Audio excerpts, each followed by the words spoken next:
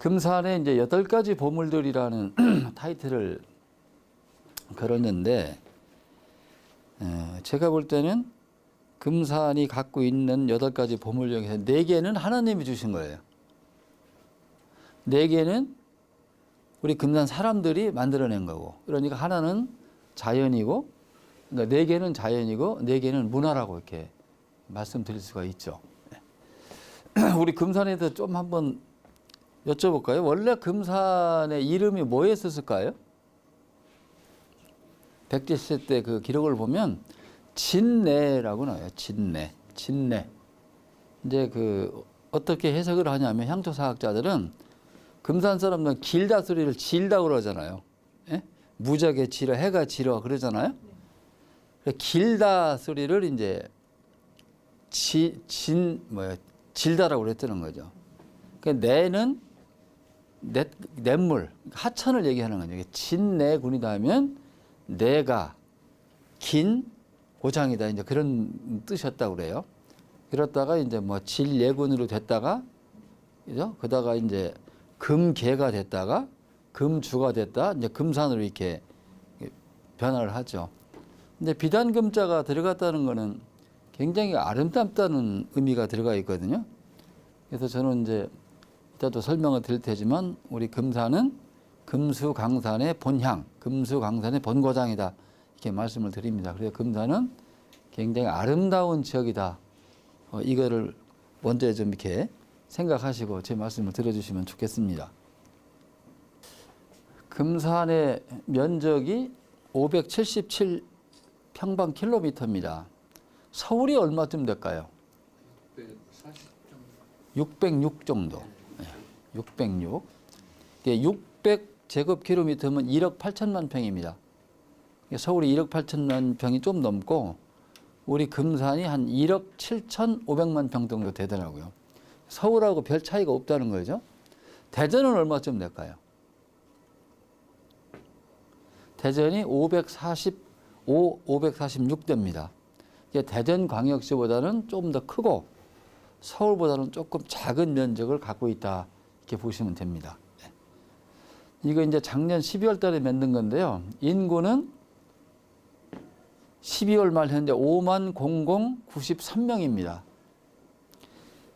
2022년도 금산군 인구가 얼마였을까요? 50,092명. 한 명이 늘었어요. 이거 기적과 같은 일입니다. 2019년도에 965명이 줄었어요. 2019년도에. 2021년도에 얼마 줄은 줄 아세요? 2021년도에는 930명 정도가 줄었어요. 왜 이렇게 줄으냐? 작년도에 금산군에서 태어난 아기가 대략적으로 몇 명쯤 될 것 같아요? 대략적으로. 예? 100명? 비슷하게 맞으죠. 104명 태어났습니다. 2022년도는 134명이 태어났는데, 138명이 태어났는데, 작년에는 104명으로 줄었어요. 근데 돌아가신 분은요? 몇 분쯤 될 것 같아요? 대략적으로. 예? 787명이 돌아가셨어요. 그러면 683명이 자연 감됐다는 건데 인구가 한 명 늘었다. 그러면 전입이 전출보다 684명이 더 많았다는 거예요. 작년에 우리 금산군의 전입한 인구가 한 4,500명 정도 됩니다. 의외로 많아요. 그래서 이거는 우리 금산군의 인구사로 봤을 때는 대단히 고무적인 현상이라고 볼 수가 있는 거죠. 뭐 인구에 관한 뭐 자세한 얘기 할 수 있는 자리는 아니고 어쨌든 금산군 인구가 계속 줄어들다가 이제 그 줄어드는 게 멈췄다 이렇게 이제 보시면 됩니다. 근데 서울의 인구는 얼마일까요? 1,000만이 넘죠. 그렇죠? 1,000만쯤 되죠. 얼마 전 1,000만이 무너졌지만 그래도 서울 인구는 1,000만이라고 그러거든요. 그러면 땅은 거의 비슷한데 인구는 200분의 1이거든요. 그러니까 지금 그 이 도농의 격차 이 상황을 충분히 느끼실 수가 있으실 거예요. 자, 금산의 8가지 보물 중에 첫 번째가 비단산입니다. 금산이잖아요. 그죠? 비단 금자에 몇산자잖아요. 그 금산에 금강이 또 흐르고 있죠. 그것도 비단 금자 금강입니다. 그래서 제가 우리 금산을 소개를 할 때 아름다운 비단산에 수려한 비단강이 휘돌아가는 금수강산의 본고장이라고 제가 말씀을 드리거든요. 근데 금산에 3,200개가 넘는 산봉우리가 있어요. 금산군 전체 면적의 71% 정도가 임야입니다. 산들의 고장이죠, 금산이. 근데 그 산들이 아주 좋은 특징을 갖고 있어요.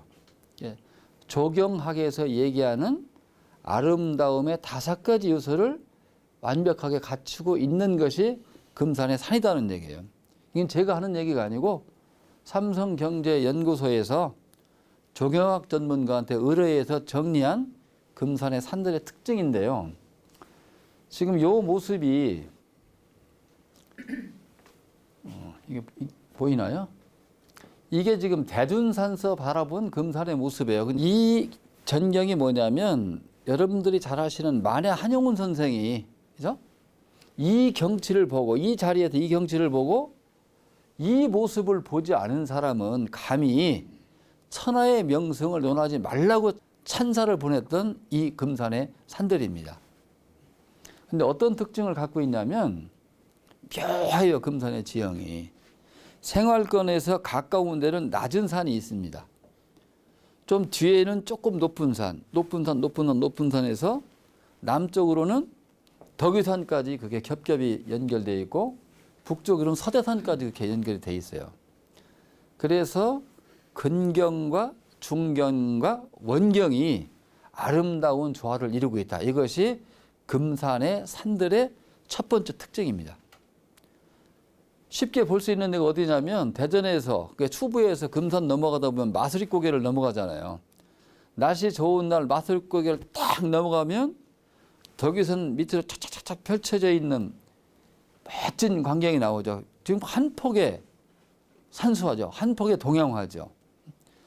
그걸 볼 수가 있고 태고사에서도 볼 수가 있고 또 동쪽의 끝인 양각산서 바라봐도 20겹 이상의 산들이 아름다운 조화를 이루고 있는 모습을 보실 수가 있습니다.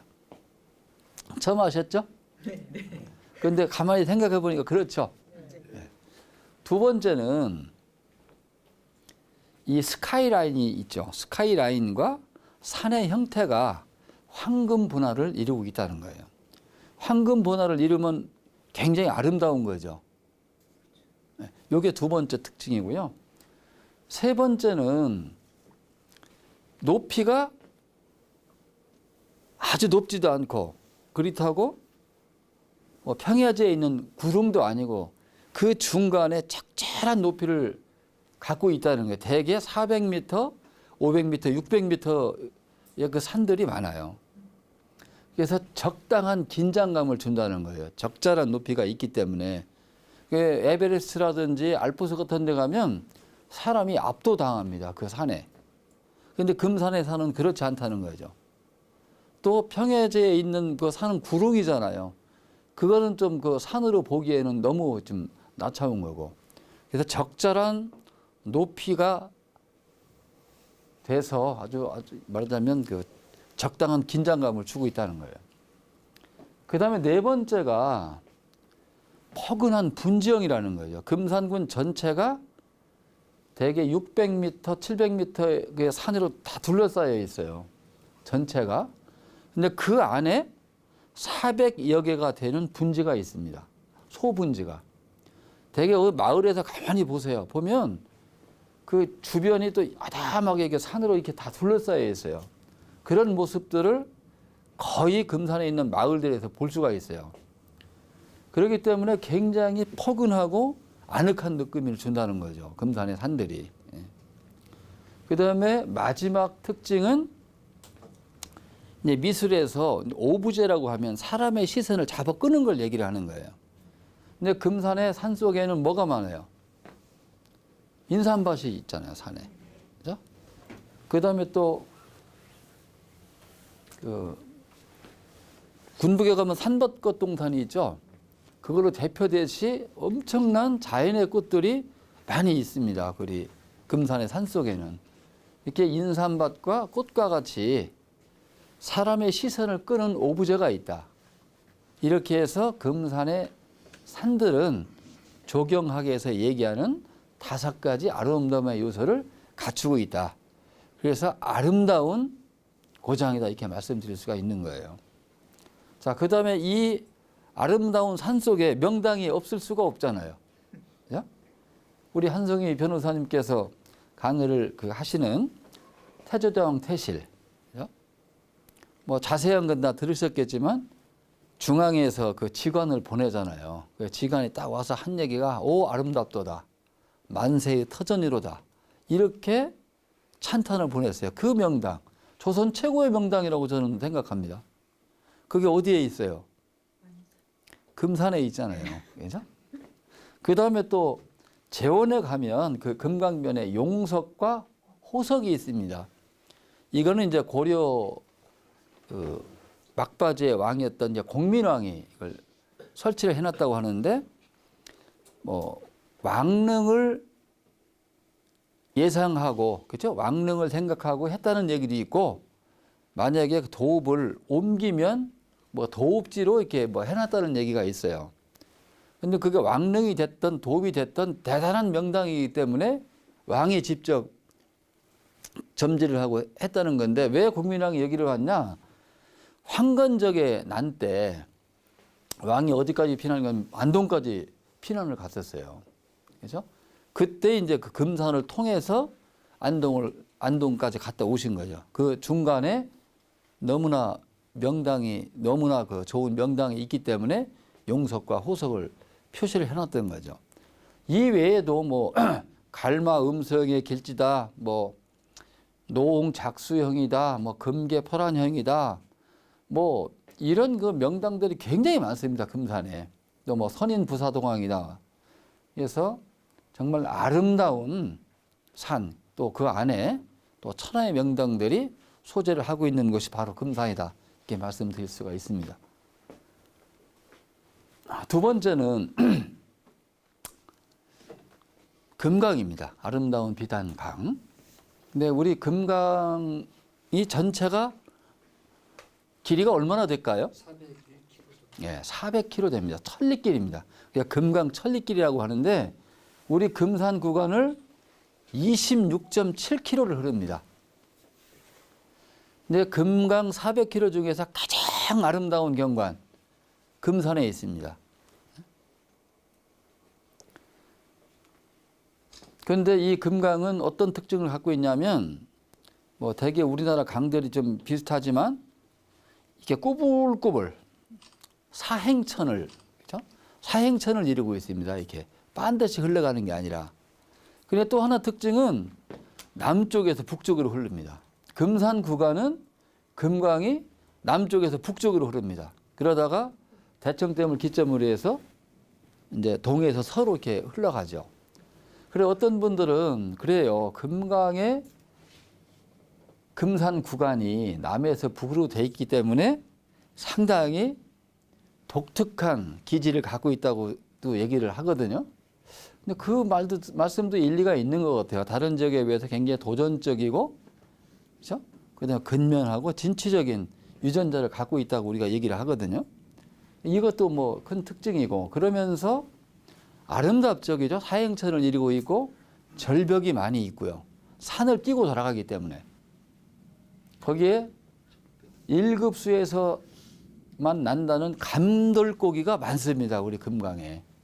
그러니까 깨끗하고 아름다운 물을 갖고 있다. 이렇게 보시면 되는데, 지금 요 장면이 이게 어딘지 아세요? 여기가?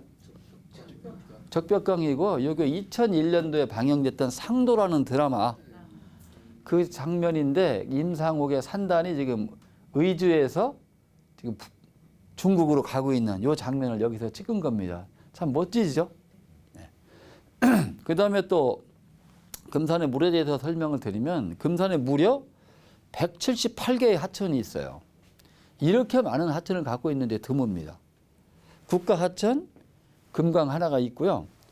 지방하천, 충청남 도가 관련 하천이 34개에 182km고요. 그다음에 소하천, 우리 금산군수가 관리하는 것이 143개소에 211km입니다.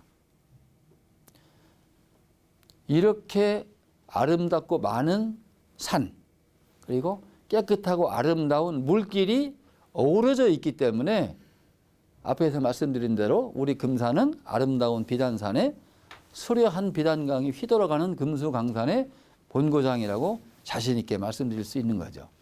그러니까 어디 가셔서 금산 얘기 좀 해봐 하면 딱 우리 금산은 비단금자 금산이 있고 거기도 비단금자 금강이 흐르고 있다네. 그래서 우리 금산을 아름다운 비단산에 수려한 비단강이 휘돌아가는 금수강산의 본고장이라고 할 수 있지. 딱 요 정도만 해도 그러실 거예요. 좀 수긍이 되세요? 네. 제가 이거 써놨네요. 누가 한번 읽어보실래요? 우리 김정복 한번 읽어보실래요? 네, 우리 금산은 아름다운 비단산에 수려한 비단강이 휘돌아가는 금수강산의 본고장이요, 하늘이 인간에게 내려주신 최고의 건강 선물 고려 인삼의 종주지로서 우리의 건강을 지키고 키워주는 생명의 고향입니다. 맞다고 생각하면 박수 한번 쳐주시죠. 이렇게 명쾌하게 이렇게 정리해놓은 데가 많지 않습니다. 그래서 저는 만나는 그 금산 분들한테는 이건 꼭 좀 외우라고 제가 얘기를 많이 하고 있습니다. 여기 계신 어르신들께 좀 외우셨으면 좋겠고요. 앞에서 말씀드렸듯이 이렇게 아름다운 산하를 갖고 있기 때문에 옛날부터 금산이 아름다운 고장이라는 찬사를 보낸 이런 그 문인들이 계세요. 잘 아시는 이규보 선생님, 고려시대 중엽, 그렇죠? 고려 중엽의 최고의 문인이죠. 이분은 금산을 뭐라고 얘기했냐면 금산의 산은 매우 높아서 들어갈수록 그윽하며 마치 다른 나라의 별천지를 받는 것과 같다. 이런 찬사를 기록으로 남기셨어요. 그 다음에 고려 말에 문인이었던 강호무는 금산의 땅은 마치 무릉도원 같다. 별천지 무릉도원이면 어떤 그 인간이 사는 이런 세계가 아니고 신선한 세계거든요. 예, 그렇게 아름다움을 극찬을 했다는 거죠. 우리 금산을. 근데 금산은 참 아름다운 고장이다 이렇게 알아두시면 좋겠는데 인삼에 대한 이미지가 너무 강했기 때문에 금수강산에 이 좋은 이미지가 많이 가려져 있었던 거예요. 지금까지. 여기 나오네요. 그죠? 만해 한영훈 선생님께서 이 경관을 보지 않고는 감히 천하의 명성을 논하지 말라. 이제 군청에 오면 그 군수실 옆에 정말 아름다운 사진들이 걸려 있어. 그걸 보시면 그래서 한영훈 선생이 저렇게 얘기했구나 하고 충분히 느끼실 수 있으실 거예요. 세 번째 우리 하늘이 내려주신 금산의 보물은 바로 금산 인삼이죠. 인삼은 인류의 영역이라고 하고 있어요. 만병통치라는 이런 학명도 가지고 있고. 그런데 왜 금산 인삼이 세계 최고냐? 제가 그 말씀을 드릴게요. 자, 똑같은 인삼이거든요. 근데 금산 인삼을 최고로 쳐요. 깻잎이 있어요. 여러 지방에서 나는 깻잎이 있는데 금산 추부 깻잎을 최고로 쳐요. 왜 그럴까요? 네? 금산 추부 깻잎은 다른 지역 깻잎보다 잎이 좀 두텁습니다. 분석을 해보면 향이 더 짙어요. 그리고 찬바람이 나면 깻잎 뒷면에 자색이 자꾸 선명해져요. 다른 지역 것보다 훨씬 선명합니다. 그래서 가락동 농수산시장에서 경매를 보면 금산 추북깻잎은 20%, 많게는 30%가 비싸요. 그래서 고급 식당 아니면 추북깻잎 못 씁니다. 비싸서. 근데 똑같은 깻잎인데 왜 그러냐 이거죠. 70년대까지만 해도요. 4년간 금산 103은 어느 홍삼도 못 따라왔어요. 1920년대 동아일보를 보면요. 개성인삼은 6년근입니다. 금산인삼으로 둔갑하는 걸 방지하기 위해서 금산 분들이 노력을 하고 고민한 그 기사가 나와요. 4년짜리 금산 103이 6년근짜리 개성인삼보다 왜 좋냐 이거죠. 저는 토양과 기후라고 봐요. 1939년도에 우리 금산군청에서 만든 일본 사람들이 만드는 거예요. 만든 금산 안내 사진첩에 그 당시 인삼이 나옵니다. 그 인삼을 보면 몸통은 작아요. 그런데 밑에 잔뿌리 있잖아. 그게 엄청 발달해 있어요. 산삼같이 생겼어요. 근데 지금은 어떻게 됐어요? 몸통이 막 이리죠. 뿌리가 훨씬 덜하죠. 이게 잘못된 거예요. 국가 시책이 이 명품 금산인삼을 망쳤다고 보시면 돼요. 제가 조금 여유 있게 시간 갖고 얘기해도 돼요? 네. 얘기를 좀 충분히 드릴게요. 금산이 조선시대 519년 동안 딱 6개월간 충남에 있었어요. 1895년도 행정구역 개편할 때 공주목에 잠깐 붙어 있었어요. 그런데 그 행정구역 개편은 제대로 시행되지 못했어요. 그래서 6개월 후에 다시 전라도로 이제 가요. 그러다가 1963년 6월 1일 날 충남으로 이제 편입이 되거든요. 그러니까 6개월 동안 빼놓고는 전부 다 금산이 전라도에 있단 말이에요. 그런데 63년도 왜 금산이 충남으로 오냐. 길저우라고 하는 정치인 때문에 그렇게 된 거예요. 여기 계신 어르신들 길저우 의원 잘 아시죠? 날아가는 새도 떨어뜨린다는 대한민국 권력 2인자 아니면 3인자였어요. 박정희 대통령 시절에. 5.16 혁명의 주역입니다. 김종필 전 국무총리하고 똑같은 레벨이었어요. 그런데 국회의원 출마를 해야 될 거 아닙니까? 혁명을 성공시켰으니까. 그래서 예편을 하고 국회의원 출마를 준비를 하는데 이 사람은 고향이 영변인 거예요.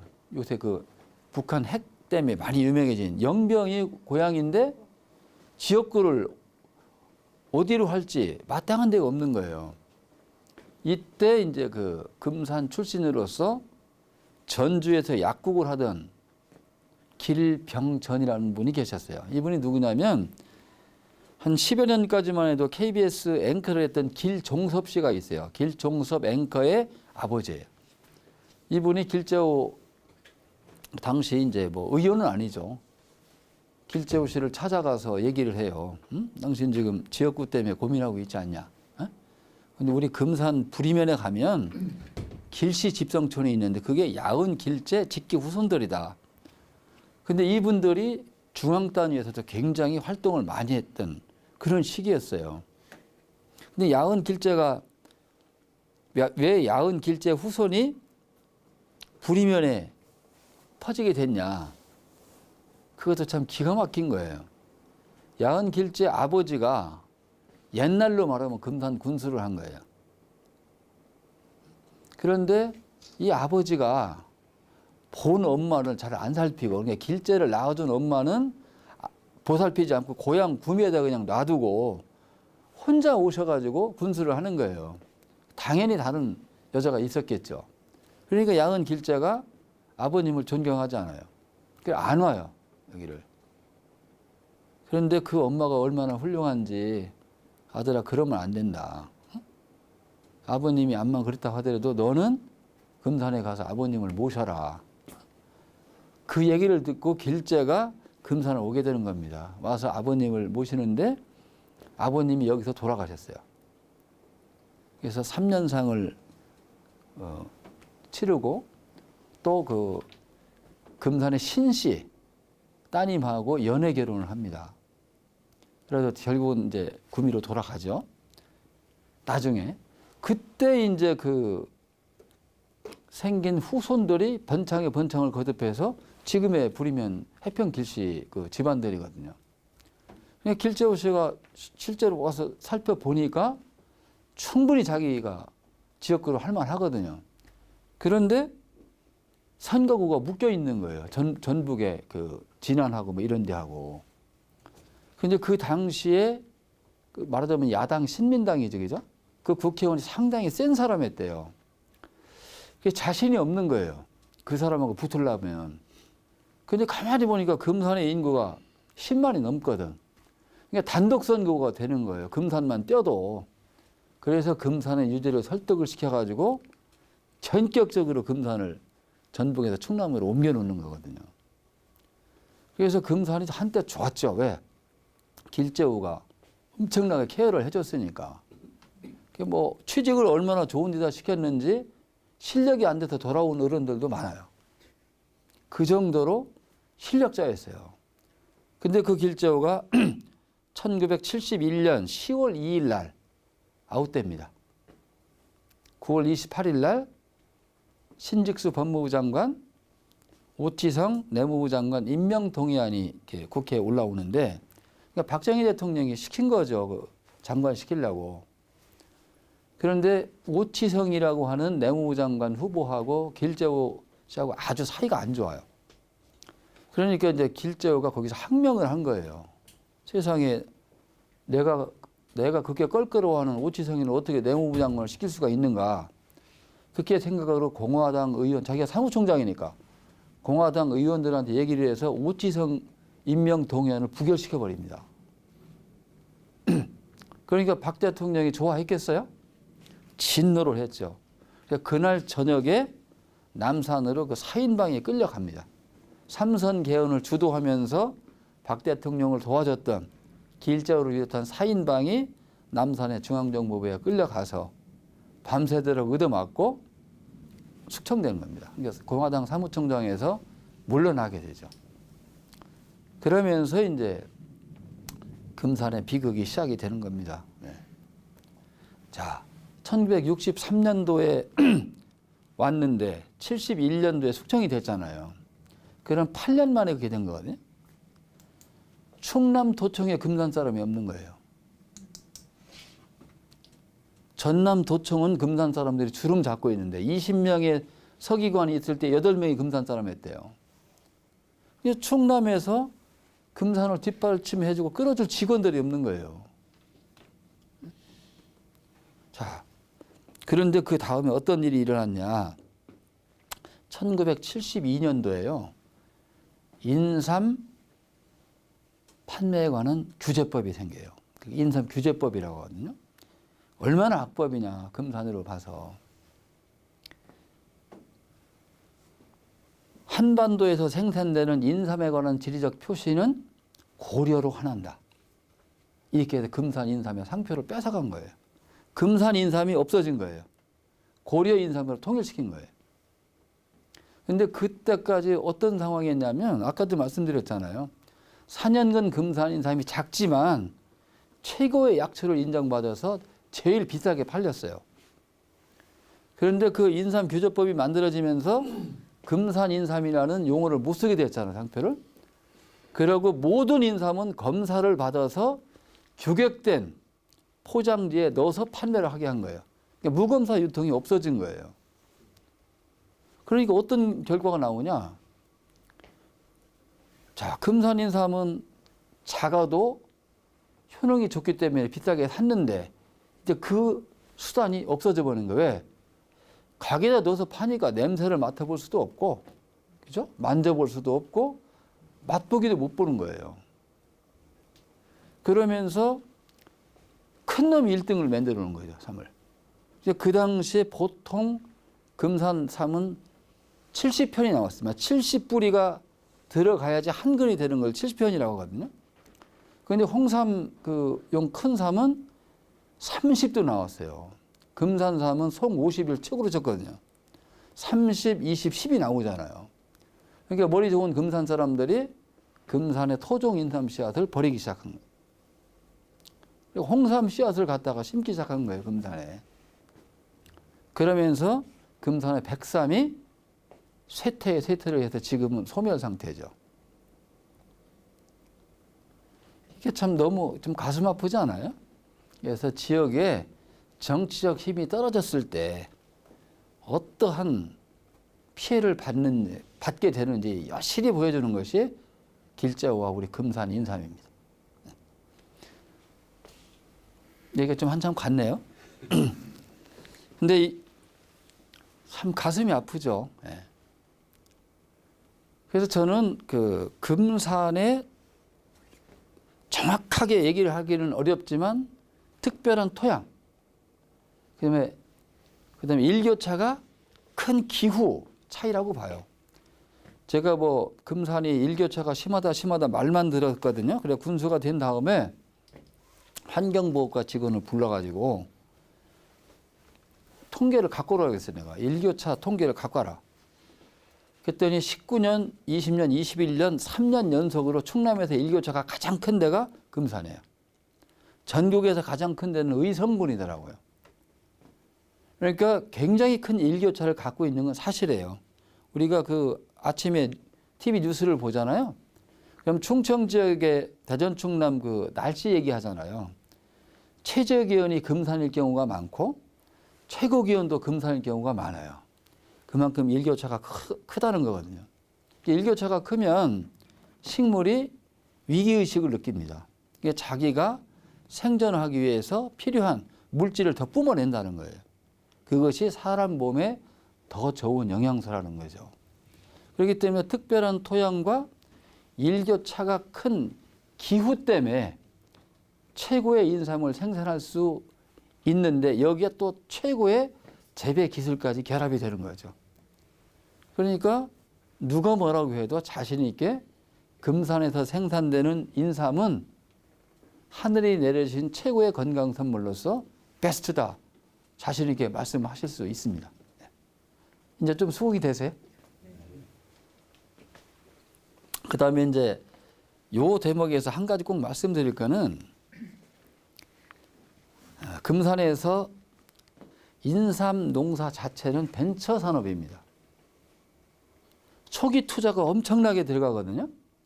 그래서 삼농사 한 2번 망하면 살림 기울어졌어요, 옛날에. 농사 잘 지면 뭐 집 한 채 생기는 거 일도 안 했었죠. 그만큼 모험 산업이었다는 거예요. 근데 이 모험 산업에 금산 사람들이 과감하게 뛰어들어서 성공을 시켰다는 거죠. 저는 이건 대단한 도정 정신의 발로라고 봅니다. 그 다음에 우리가 인삼 농사 질 때 어떻게 했어요? 저 어렸을 때 새벽 늦게까지 산내키 꽈어요. 우리 산내키라고 했잖아요. 미듭 산내키. 인삼빨 쳤잖아요. 밀집이나 억새 가지고.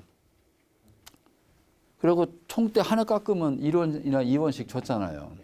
그렇게 겨울에 열심히 일하면서 인삼 농사를 준비를 했잖아요. 얼마나 부지런한 겁니까? 그리고 또 봄부터는 인삼밭에 가서 살아야 돼요. 인삼은 주인의 발자국 소리를 들으면 더 잘한다고 그러잖아요. 그러니까 얼마나 부지런해야지 인삼 농사를 성공시키겠어요. 그러니까 두 번째 유전자, 근년의 유전자가 자연스럽게 새겨질 수밖에 없다는 거죠. 그 다음에 자 인삼 농사를 져서 이제 다 접어서 말려가지고 다 이제 상품을 만들었어요. 그럼 그걸 우리 어머니 할머니들이 머리에 이고, 그죠? 대도시에 가서 보름씩 집에를 돌아오지 못하고 팔았어요. 왜? 여기서 파는 것보다 돈을 더 받을 수 있으니까. 그렇게 기가 막히게 삼장사에서 우리 가르쳤잖아요. 그리고 우리 살림 영위를 했잖아요.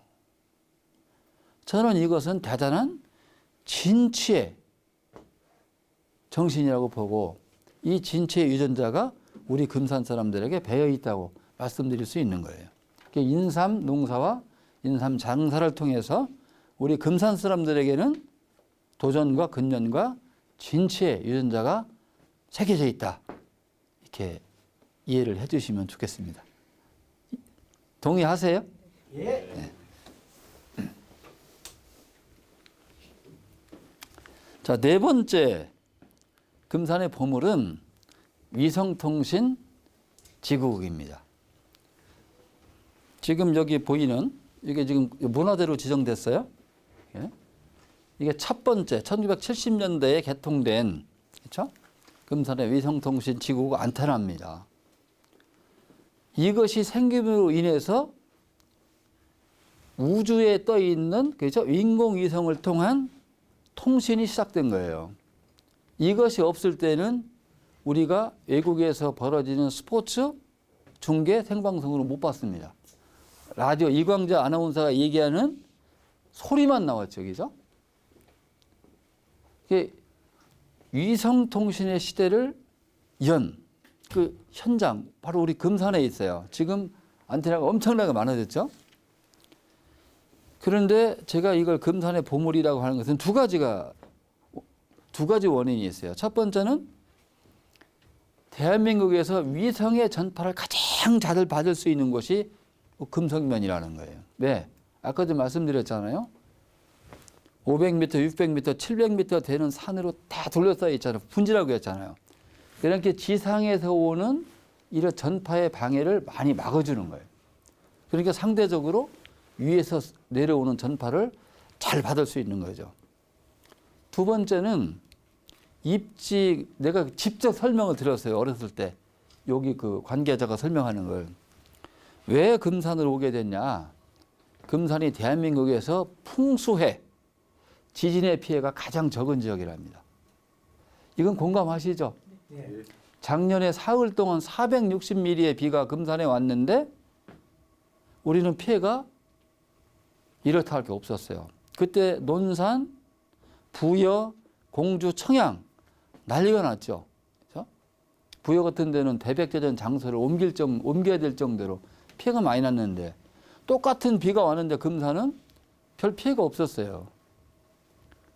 그리고 뭐 이렇다 하게 뭐 큰 재해 같은 게 없잖아요. 대전도 마찬가지고.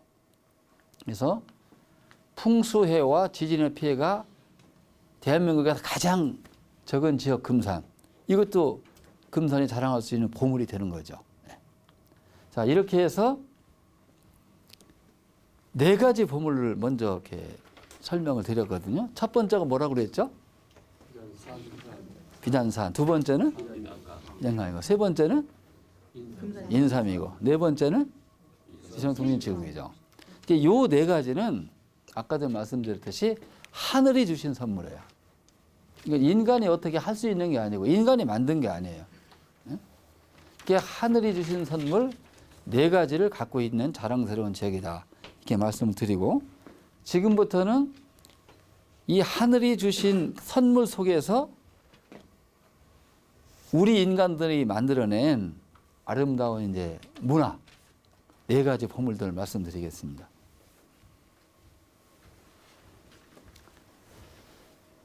어느 동네고 우리 동네는 충절의 고장이다 이렇게 얘기를 많이 하죠.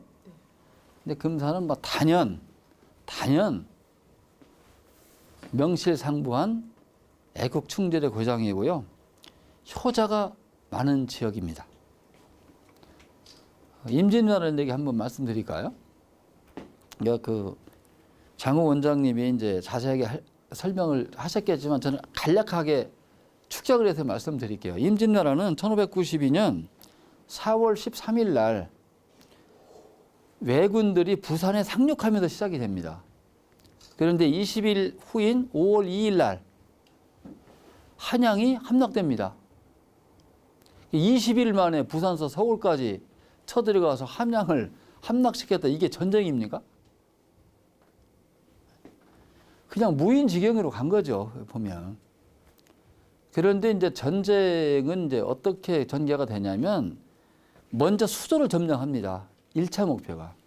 수도를 점령하고 나면 그걸 바탕으로 해서 나라를 체계적으로 지배하기 위한 2차 전쟁을 하는 거예요. 그래서 2차 이제 그 전략으로 9개였던 일본의 그 군대를 8개로 재편을 합니다.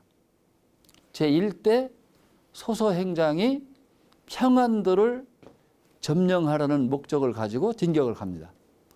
제2대 가등청정이 함경도를 점령하라는 임무를 띠고 갑니다. 근데 우리 금산은 누가 왔냐?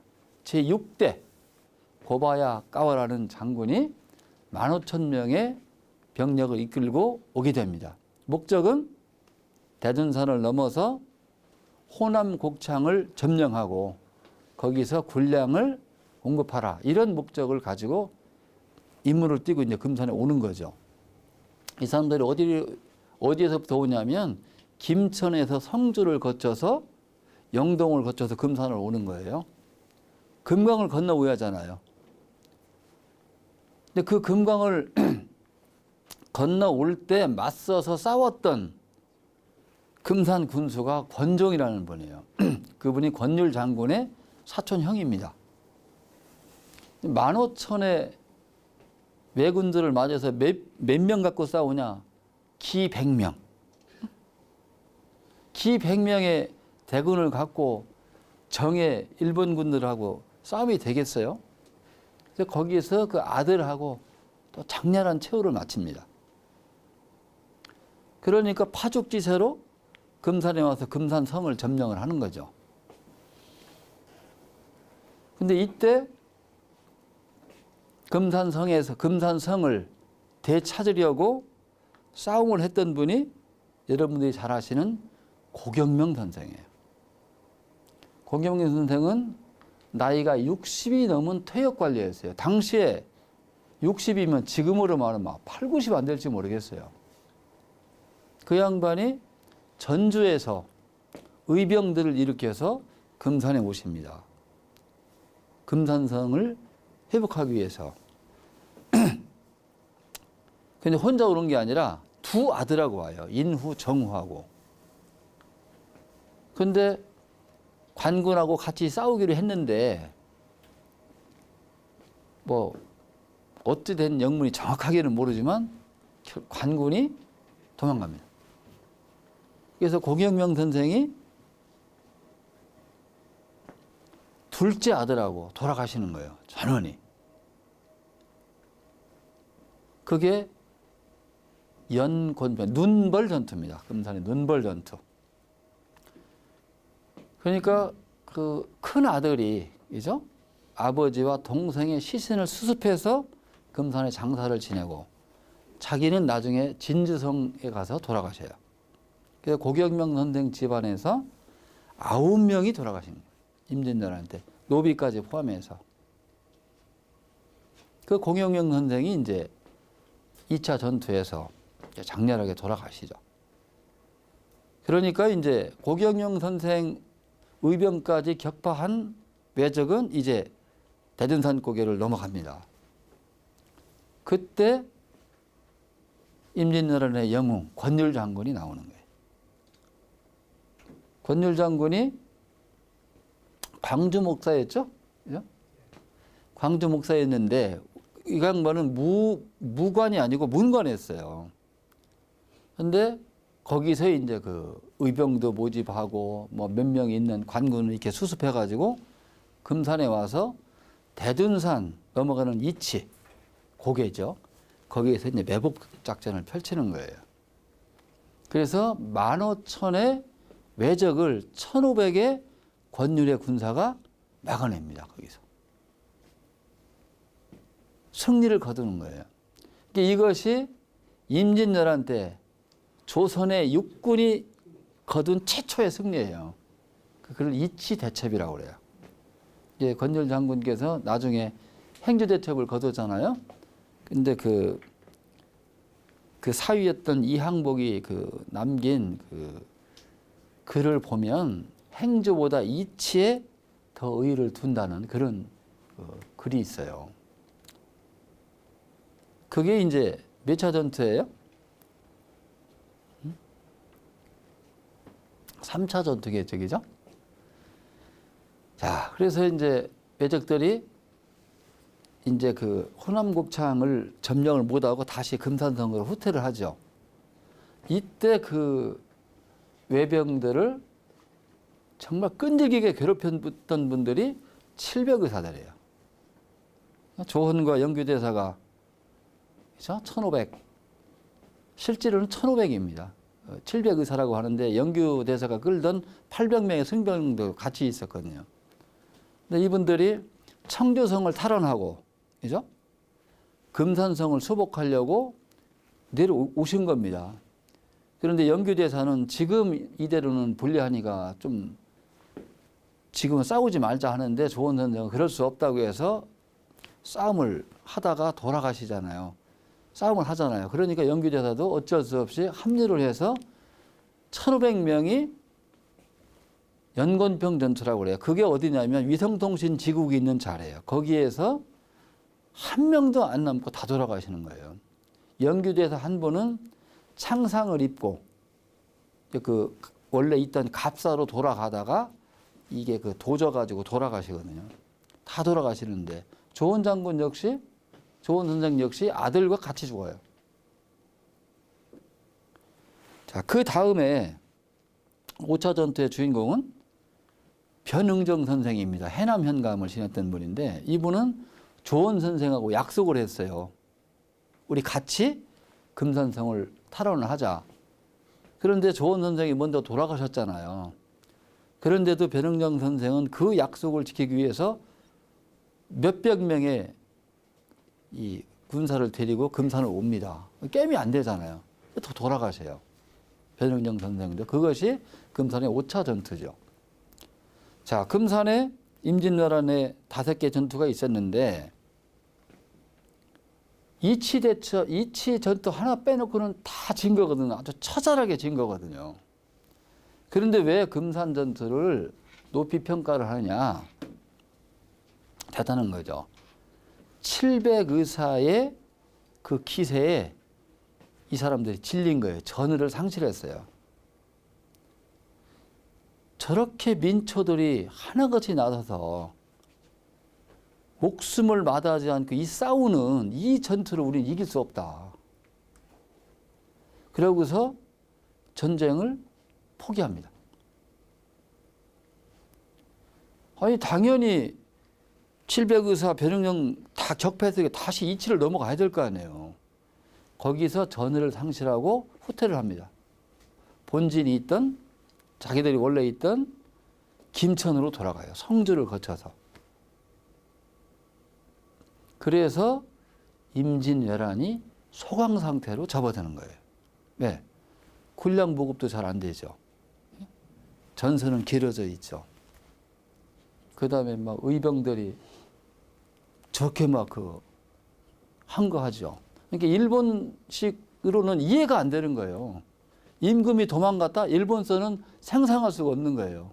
성주가 안 되면 그새 죽는 거잖아요. 그 사람들은 임금만 잡으면 전쟁을 이길 줄 알았는데 와보니까 임금은 어디로 도망가고 없는 거예요. 그리고 전쟁도 장수만 잡으면 이기는 거거든요. 근데 장수가 없으니까 민초들이 막 일어나서 항거를 하잖아요.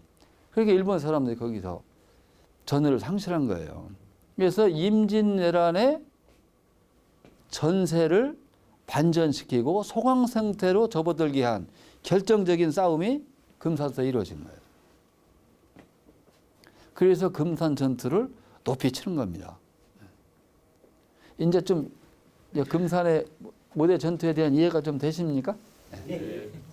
그런데 진짜 아쉬운 거는 1940년도에 금산 경찰서장으로 있던 사람이 이시카와예요.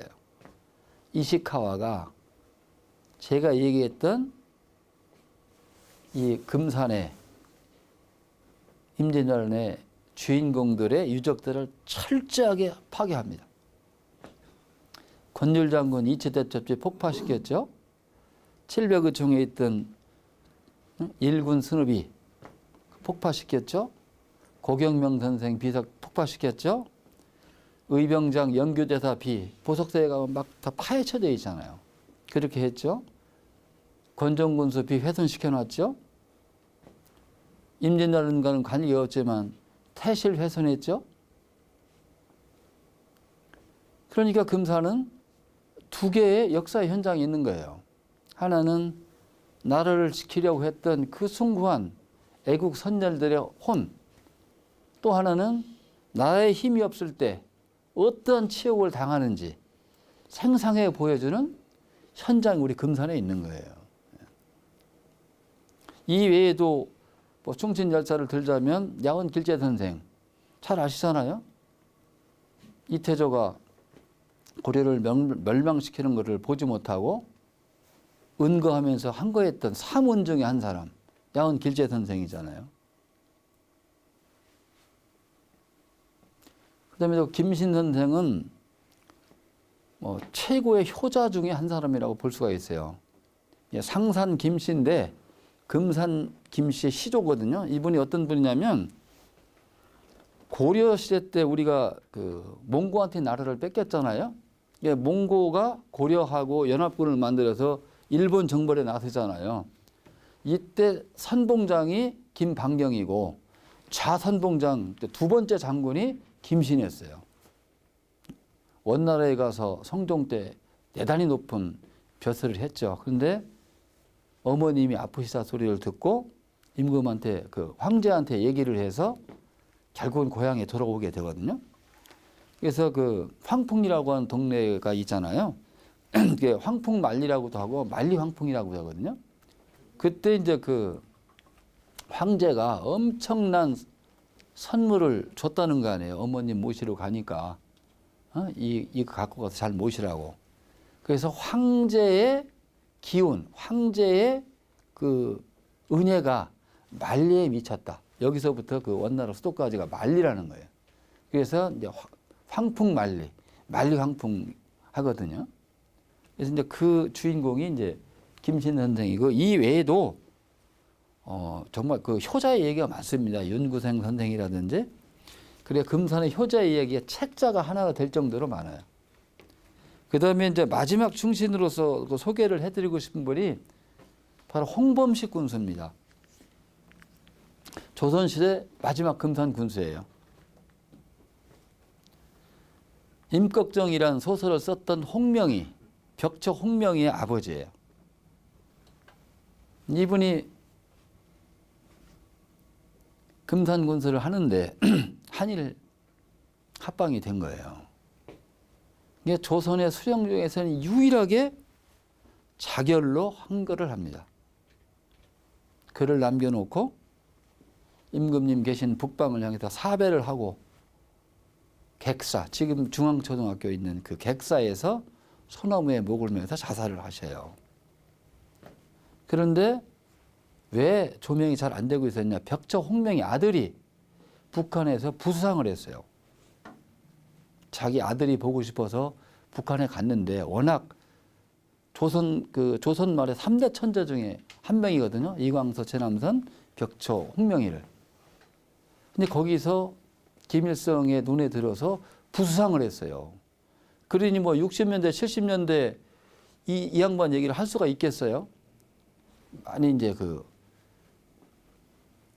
말하자면 바닥에 있었던 건. 그러다 이제 요즘에 와서 이제 홍범식 선생에 대한 재조명이 좀 이루어지고 있죠. 이 정도면 금산에는 충절의 혼이 살아 숨쉬고 있다. 맞아요, 틀려요? 맞아요. 맞죠? 예.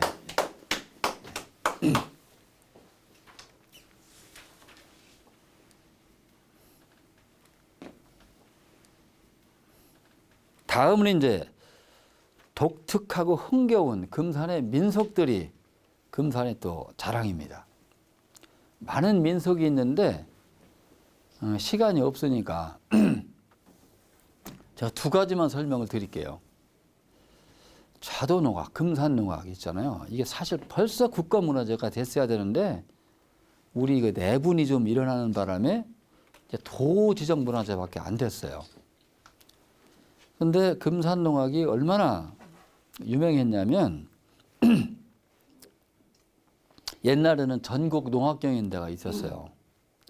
근데 내각 수반상이니까 내각 그 당시는 내각 수반이 지금으로 말하면 대통령이에요. 그러니까 전국 농악경연대회에서 금산농악대가 1등을 한 거예요. 그래서 전국에 있는 그 많은 농악대 중에 금산농악단만이 전국을 순회하며 공연할 수 있는 권리를 받았어요. 그 정부한테 공연 권리를 받은 거예요. 그래서 전국을 다니면서 금산농악을 자랑을 한 거예요. 근데 그 얼마나 농악을 잘했냐, 이거 기록에 있는 거예요. 전국 농악경연대회를 또 갔대요. 갔는데 그 장구의 명인 최상근이라는 사람이 있어요. 그 사람이 진안분인데, 원래 태어나긴 진안서 태어났는데 금산서 활동을 했어요. 최정민 저 과장님 있잖아요. 그분 작은 아버지예요. 얼마나 장구를 잘 쳤는지 이제 밤에 여관에서 장구 연습을 한 거예요. 그런데 그 옆에 그 같은 여관에 굉장히 잘하는 지역의 농악대가 와 있었던 거예요. 근데 장구 소리가 나니까 사람들이 와서 본 거 아니에요. 너무 장구를 잘 치는 거예요. 그러니까 저런 사람들하고 어떻게 우리가 결혼하고 기권하고 갔다는 거예요. 이렇게 금산농악이 뛰어났단 말이죠. 금산농악은 4가지의 특징이 있습니다. 첫째, 빠르고 경쾌하고 힘 있는 가락을 자랑하고요. 모든 사람들이 상무를 돌려요. 농악경연대 작년가부터는 이제 경연에서 시연으로 바뀌었지만 농악경연대 할 때 아무리 잘 쳐도 이거 안 돌리면 점수 안 나옵니다. 이게. 이거 하기도 힘든데 다 돌려가면서 하잖아요. 그게 금산농악의 특징이거든요. 이게 굉장히 흥겨운 거예요. 옆에서 있으면 들썩들썩하고. 그런 그 농악의 전통을 오랫동안 유지를 해왔는데 1980년대 초에 금산 농고에 농악대가 생겼죠. 그 학생들이, 그 어린애들이 안동에서 전국 민속경연대에 나와가지고 국무총리상을 받았어요. 주인공이었던 학생들이 장성을 해서 우리나라 타악계를 주름잡고 있어요. 김덕수 사물놀이패의 대원들의 70%가 금산 출신들이에요. 지금도 타악계에서는 금산 사람들이 주름잡고 있죠. 우리 김영복 센터장님, 소장님 그거 알고 계시죠? 네. 다 그런 맥락 속에서 북장모가 지금 이렇게 하고 있는 겁니다. 그래서 금산의 농악이 정말 그 자랑스러운 그 금산의 자랑이다 말씀드릴 수 있고, 또 하나는 이제 농바우끝이라는 민속인데요. 이게 불이면 어제리에 가면 농바우라는 게 있어요. 우리가 장농이라고 그러죠. 장은 뭐예요? 문을 이렇게 열고 닫는 것을 장이라고 그래요. 농은 그렇죠? 아래 위로 열고 닫는 거. 그게 장농이라고 그러거든요. 이게 농바우가 있는데 이 농바우가 굴러 떨어지면 천지가 개벽한다는 얘기가 내려오고 있어요. 어제리에. 그런데 그 천지가 개벽한다는 뜻은 뭐냐? 하늘의 주인이 바뀐다는 거예요. 이런 그 얘기가 있는 그 농바위에서 가뭄이 들잖아요. 그 동네에. 가뭄이 들면 아낙네들이 동아줄을 매가지고, 동아줄을 꽈가지고 농바위를 칭칭 감습니다. 감아서 줄을 이렇게 쭉 내려요. 그러면서 그 줄을 사진도 보면 당기면서 농바위가 여기 있죠. 농바위를 당기면서 동해바다 영왕님 비를 내려 주십시오. 이렇게 말하자면 노래를 부릅니다. 이게 영왕님한테 그 농바위가 정말 딱 네모지게요. 정말 농처럼 생겼어요. 가서 보면. 근데 이렇게 간절하게 비를 내려달라고 빌지만 또 한편으로는 만약에 비를 안 내려주면 우리가 저 농바위를 잡아 굴려서 하늘의 주인을 바꾸겠다. 이런 의지를 표명을 하는 거거든요. 그런데 그 농경시대에 자연은 정말 경외의 대상이고 숭배의 대상일 뿐이었죠. 그런데 금산의 안악들은 만약에 하늘이 우리를 안 도와주면 우리가 하늘의 주인을 바꿀 수도 있다 하는 이런 정말 도전적인 이런 민속을 했던 거죠. 이런 민속 혹시 보셨어요? 처음 들어보셨죠? 네? 그래서 이 농바우 끄시기도 정말 자랑스러운 독특한 그러면서도 흥겨운 민속으로서 금산의 자랑이다 이렇게 말씀을 드릴 수가 있습니다. 재미있으세요? 네. 그다음에 이제 이것은 뭐 제가 최근에 이게 넣은 건데 이게 금산 다락원이죠. 이게 2000년부터 2006년까지 거의 7년에 걸쳐서 진행됐던 이 사업인데 이때 제가 문화관광과장을 했어요. 설계에서부터 준공까지 제가 이제 실무를 총괄을 했는데 여기서부터 여기까지가 그 구간입니다. 여기가 스포츠 센터죠. 밑에 수영장, 위에 체육관.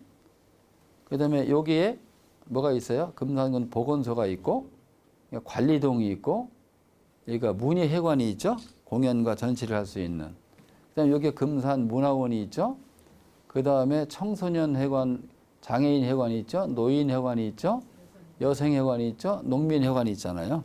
그러니까 12개의 국가 보조 사업을 하나로 묶어서 만든 문화복지체육센터거든요. 그러니까 다락원은 어떤 뜻을 갖고 있냐? 마늘 따자에 즐거울 낙자예요. 그러니까 즐거움이 많은 곳이다. 네, 이런 의미를 갖고 있는데 이게 2005년도에 대한민국 건축상을 받았어요. 삼성 리움하고 함께. 이게 프랑스가 세계에 자랑하는 장쉘 빌모트의 설계 작품입니다. 자기가 받는 가격의 4분의 1 가격으로 이것도 공모에 응모를 해서 우리를 도와줬어요. 물론 자기가 장쉘 빌모트라는 타이틀을 걸고 한 건 아니지만 국내에 있는 파트너 회사의 이름으로 들어왔지만 세계적인 건축가의 작품이에요. 그렇죠? 12개가 모여 있으면서 엄청난 시너지 효과를 내고 있고 아마 그 지역 단위에서는 가장 활발한 활동이 벌어지고 있는 문화예술, 복지, 체육의 공간입니다. 저는 이것도 금산의 중요한 문화의 자산이라고 저는 생각을 하고 또 좋은 자랑거리라고 생각을 하고 있습니다. 그다음에 7번째는 이제 순막한 민심이죠. 금산 분들 굉장히 인심 좋아요. 민심 좋아요. 경찰 하시는 분들 말씀 들어보면 정말 금산이 순박하고 이렇다 할 범죄도 없고 정말 좋은 고장이라고 그러거든요. 근데 세 가지 측면에서 금산의 순박한 민심을 얘기할 수가 있어요. 하나는 혹시 이거 보셨어요? 이거 범죄 없는 마을이라는 현판? 추부에도 있죠. 이게 검찰청에서 해마다 시행하던 거예요. 이게 범죄 없는 마을 현판식인데 이 범죄 없는 마을이 되려면 주민등록상 그 마을 주민뿐만 아니라 본적을 두고 있는 사람까지 포함해서 한 건의 범죄도 없어야지 범죄 없는 마을 현판을 주는 거예요.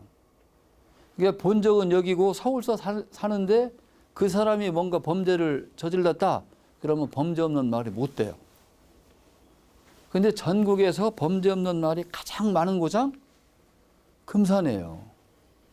해마다 범죄 없는 마을 현판식을 한다고 하면 항상 금산이 거론됐어요. 해마다 금산이 제일 많은 범죄 없는 마을을 만들어낸 건 아니지만 전반적으로 봤을 때 금산이 범죄 없는 마을을 가장 많이 만들어낸 지역의 하나 이렇게 보시면 돼요. 그 다음에 지금은 이게 없어졌기 때문에 사진이 없는데 경찰서에 옛날에는 유치장이라는 게 있었어요. 유치장이 뭐예요? 말하자면 범죄를 저질렀는데 우선 가까운 경찰서에다 잠시 거기다 보관한다는 그렇고 잠시 거기다 이렇게 가둬놓는 거예요. 예? 그러다가 이제 그 다음 날 되면 이제 그 저기로 보내죠, 그죠? 뭐 교도소 아니라 뭐 이제 다른 이제 그 저기 보내죠, 구치소 뭐 이런 데로. 그런데 그 유치장에 사람이 하나도 없으면 경찰서에 백기가 올라갔어요. 그러니까 백기가 경찰서에 걸려 있으면 아 지금 우리 경찰서 유치장에는 유치인이 한 명도 없다, 이걸 나타내는 거였는데 백기 없는 날이 단연 많은 경찰서, 금산경찰서였어요. 그다음 또 하나는 이거는 뭐 제가 개인적으로 얘기를 하는 거예요. 제가 그 1989년도에 충남도청에서 내가 민원 업무를 내가 총괄을 했어요. 어떤 민원, 모든 민원은 전부 다 나한테 접수가 됐어요. 건축 허가, 뭐 토지 용도 변경 허가 이런 거에서부터 진정서, 탄원서 이런 게 전부 다 나를 통해서 접수가 돼가지고 해당 실과에 가요. 해당 실과에서 처리를 하고 결과를 통보할 때는 반드시 내가 통제를 해줘야 나갑니다. 그런데 그 1년이 지나고 나면 분석을 해요. 1년간 어떤 민원 서류가 얼마나 많았는지, 뭐 어떤 특징이 있는지를 해보는데 제가 이렇게 보니까 진정서가 가장 적은 데가 금산이에요. 금산은 제 기억으로 5손가락 안에 있었어요. 1년 내 들어오는 게. 근데 어떤 동네는 일주일이 멀다고 들어와요. 일주일이 뭐요? 일주일이 몇 통씩 들어오고. 그만큼 금산 사람들이 순박하다는 거예요. 뭐 어떤 문제가 있으면 이렇게 막 그 정식으로 무슨 문제를 제기하는 것보다는 웬만하면 참고 또 웬만하면 또 이렇게 그 서로 이렇게 얘기하면서 합의를 했다는 거죠. 자, 범죄 없는 날이 가장 많아요. 경찰서에 백기가 올라가는 날이 가장 많아요. 금산경찰. 진정서, 탄원서가 가장 적다. 그럼 당연히 민심이 순박하다고 말씀드릴 수밖에 없는 거죠. 제가 시간이 있으면 일타원과 심의서 얘기를 좀 해주고 싶은데 짧게 말씀드릴게요. 일타원은 금산 출신 기생입니다. 심희수는 금산 군수를 지냈는데 금산 군수 출신으로서는 가장 높은 벼슬인 좌의정까지 올라갔어요. 그런데 이 심희수가 몰락한 양반집의 아들이었어요. 망나니였어요. 이 망나니를 사람으로 만들어서 과거에 급제시키고 출세 가도를 달리게 한 그 주인공이 금산기생 일타웅입니다. 지금 이제 취연이라는 뮤지컬을 한번 지난달에 그 다락원에서 공연했잖아요. 그래서 저는 금산의 글로벌 컨텐츠로 키우고 싶은 것이 일타웅과 심희수의 사랑 이야기입니다. 지금 그 영의정 집안 자손인 심희수 비 옆에 기생 일타웅의 비가 이렇게 있습니다. 대단한 거죠. 기생으로서 영의정 집안 선산에 묻혔다는 게. 이거 시간이 없어서 이 정도만 하겠습니다. 그냥 마지막 그 금산의 보물은 독특하고 맛있는 음식입니다. 금산의 음식은 길 따라 물 따라 특화가 되어 있어요. 물 따라, 그렇죠? 금강변을 따라서 민물고기 요리집이 많죠. 매운탕 잘하는 집, 어죽 잘하는 집, 도리뱅뱅이 잘하는 집, 뭐 마주바 잘하는 집 이렇게 있잖아요. 길 따라서는 민물고기를 원료로 하는 음식들이 많이 발달해 있다 말씀드릴 수 있고요. 추부는 뭐가 유명해요? 추어탕은 아마 남원 다음으로 유명할 거예요. 그래서 이게 지역마다 독특한 금산읍은 뭐가 유명해요? 삼계탕, 인삼 정식. 그 다음에 뭐가 있어요? 인삼주가 있잖아요.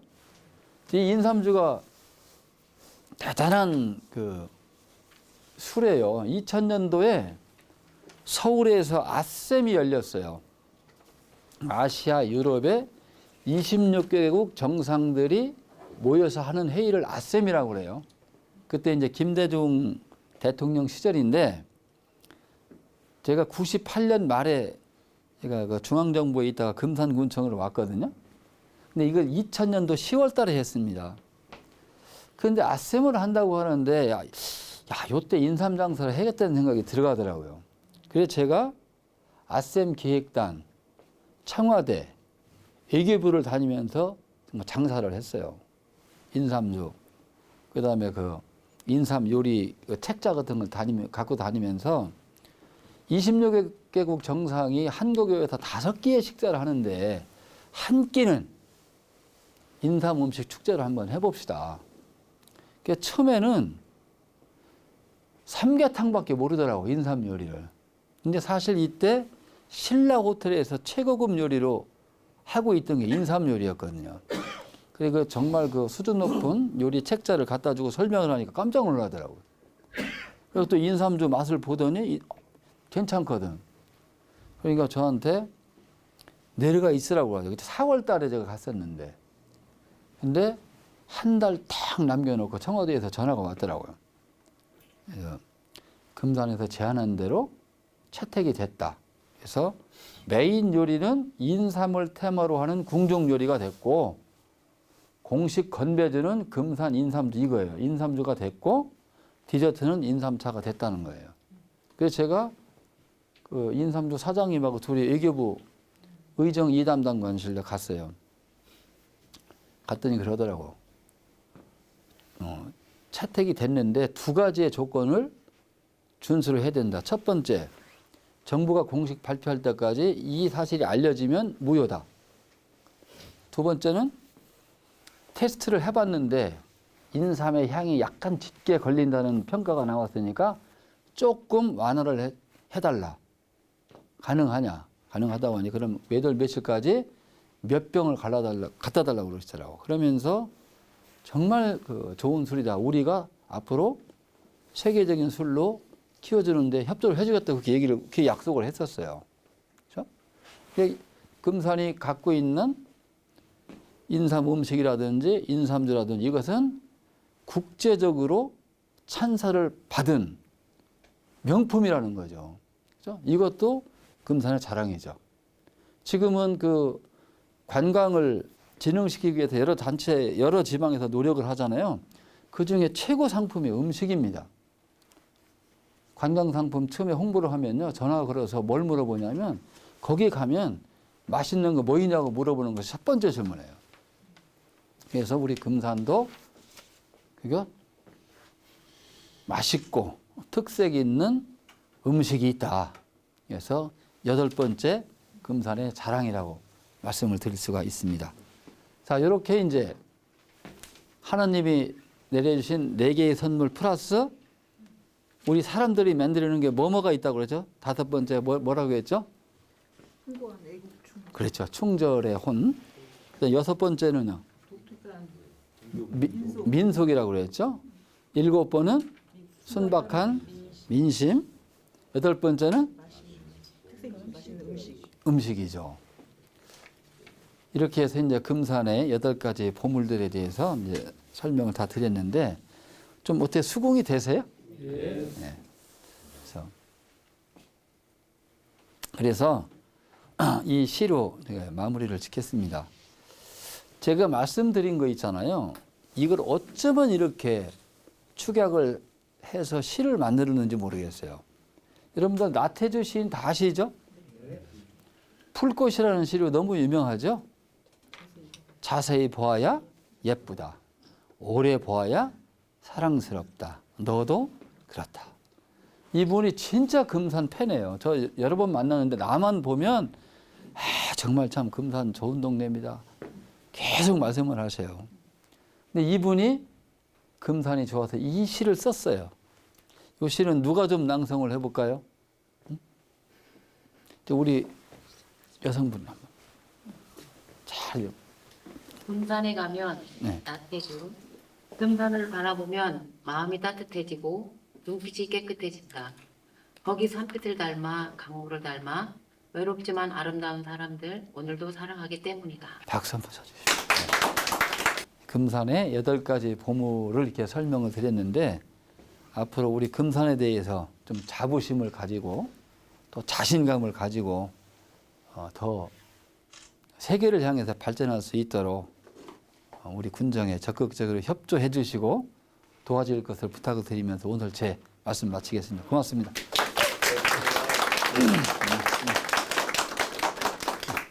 그 여수 밤바다라는 노래 때문에 네. 여수에 관광객들이 그렇게 많이 온다고 그래요. 이게 추억을 자극하는 만큼 노래가 좋은 게 없는데 저런 시를 가지고 금산을 알릴 수 있는 노래를 하나 그 공모를 해가지고 그 노래가 한번 나왔으면 좋겠습니다. 그래, 좋은 말씀입니다. 임동찬 선생님한테 한번 부탁 한번 드려볼까요? 네. 얼마나 좋습니까? 금산을 바라보면 마음이 따뜻해지고 눈빛이 깨끗해진다. 아까 제가 얘기했잖아요. 산이 나오고 강이 나오고 아름다운 사람들 얘기가 나오잖아요. 그러니까 금산 팔보를 그대로 축약을 해놓은 것 같아요. 그래서 저는 그 어디 가서 이제 강연하거나 특히 독일에 가서 제가 한번 연설을 좀 했거든요. SNC의 그 시장님 있고 하는데 그때 제가 마지막에 이 시를 낭송을 했어요. 그래서 상당히 좀 반응이 좋았습니다. 그래서 금산 분들은 이 시하고 아까 말씀드렸던 우리 금산은 아름다운 비단산에 수려한 비단강이 휘돌아가는 금강산의 본거장이고 하늘이 인간에게 내리신 최고의 건강 선물 고려인 삶의 종조지로서 우리의 건강을 지키고 키워주는 생명의 고향입니다. 그 두 개는 좀 꼭 암기를 좀 했으면 좋겠어요. 경청해 주셔서 감사하고요. 새해 복 많이 받으십시오. 고맙습니다. 자, 우리 군수님은 보내드리고요. 예, 바쁘시니까 오늘. 그럼 이제 박수 한번, 큰 박수 한번 좀. 수고하세요. 네.